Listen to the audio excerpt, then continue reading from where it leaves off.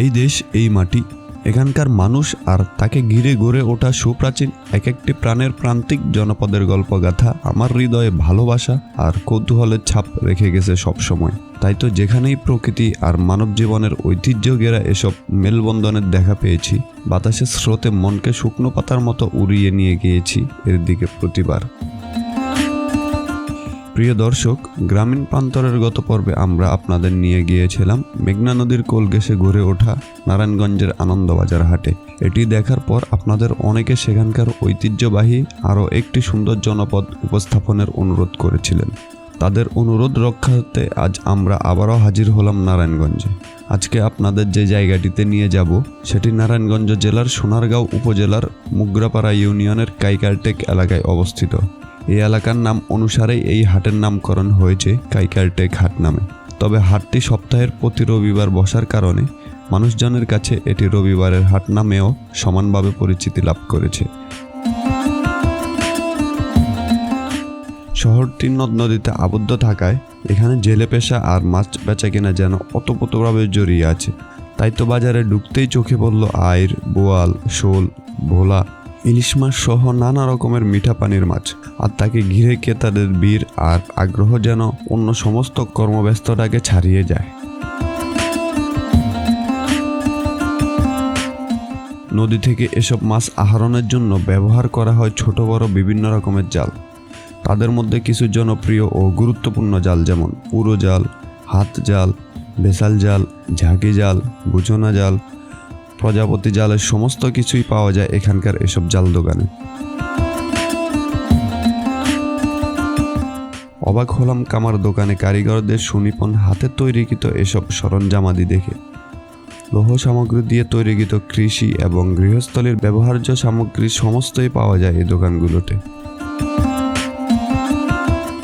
কামার দোকানের পাশের দোকানগুলো হচ্ছে নৌকা তৈরিতে এবং মেরামতের কাজে ব্যবহৃত সামগ্রীর দোকান, যেখানে নৌকা বাঁধার জিঞ্জির, হাতুড়ি, পেরেক, বাটালি, করাত, নাইলনের দড়ি ইত্যাদি সামগ্রীর কেনাবেচা হয়। এই হাটে ঘুরতে ঘুরতে হারাতে বসা অনেক শিল্পই নজর কাড়বে আপনার।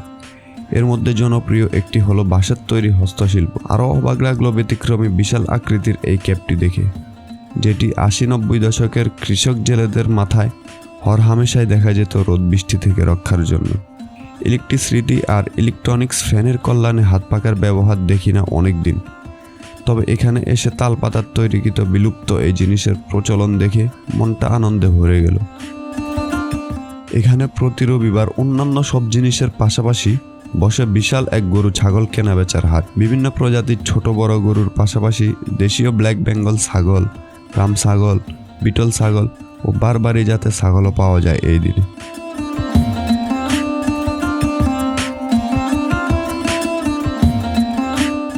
এছাড়াও হাঁস মুরগের বাজারে পাবেন পাতি হাঁস, চীনা হাঁস, দেশি বিদেশি মুরগ, কোয়েল পাখি এবং এগুলোর ডিম। তবে বিশাল সাইজের হরেক রঙের রাজহাঁসের কেনাবেচায় এটি যোগ করেছে এক ভিন্ন মাত্রা। সুলভ মূল্য শখের কবুতর, ময়না, টিয়া, জোড়া গুগু, শালিক সহ বিদেশি বিভিন্ন পোষা পাখির কেনাবেচার জন্য এই লোকালয়ে এর চেয়ে ভালো কোনো জায়গা আছে বলে আমার মনে হয়নি। কৃষিজমি আর চাষবাসের জন্য নদীর পলিমাটির গুরুত্ব অপরিসীম, যেটি সবচেয়ে বেশি বিরাজমান নদী বিধৌত এলাকাগুলোতে। তাই তো কৃষি ফসলের বাম্পার ফলনের পাশাপাশি সব ধরনের শাকসবজি উৎপাদনে এর ঝুড়ি মেলাবার।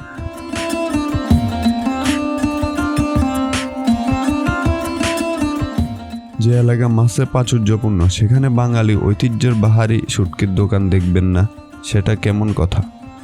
এখানেও তার ব্যতিক্রম নয়।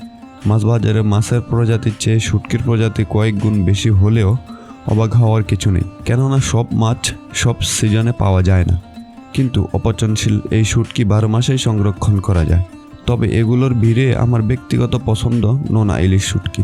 চমৎকার নোনা স্বাদের এই ইলিশের ভর্তা আর তরকারির স্বাদ একেবারে অতুলনীয়।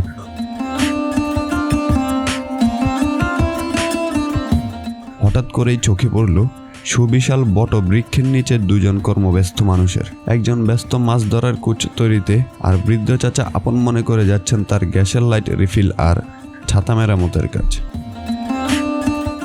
বাংলার ইতিহাসে খাবার খুবই গুরুত্বপূর্ণ ভূমিকা পালন করে।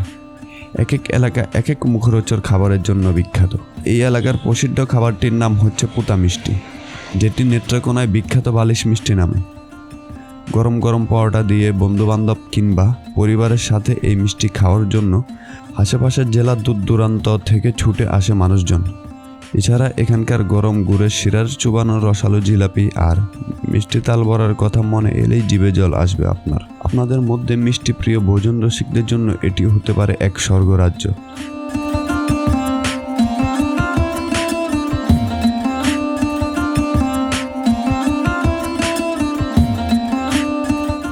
সর্বশেষ যেটি নিয়ে আপনাদের সাথে কথা বলবো সেটি হলো এখানকার বাঁশ এবং কাঠ। এমনিতেই সব জায়গায় বাঁশ এবং কাঠের গুরুত্ব থাকলেও নদী পাড়ের মানুষের জন্য এই দুই বস্তু ছাড়া যেন জীবন অকল্পনীয়। এখানকার জেলেরা নদী পারাপারে সাঁকো তৈরিতে, স্রোতস্বিনী নদীর বুকে মাছের বেসাল জাল তৈরির কাজে, নৌকার বৈঠা আর পাল তৈরির কাজে এই বাঁশের ব্যবহার করে থাকে। এছাড়া নদীতে বাঁধ তৈরির কাজে, ঘরের খুঁটি তৈরির কাজে, ঘরের ভেড়া কিংবা চালা তৈরির কাজেও এর ব্যবহার এখানকার এলাকাগুলোতে সর্বদা লক্ষণীয়।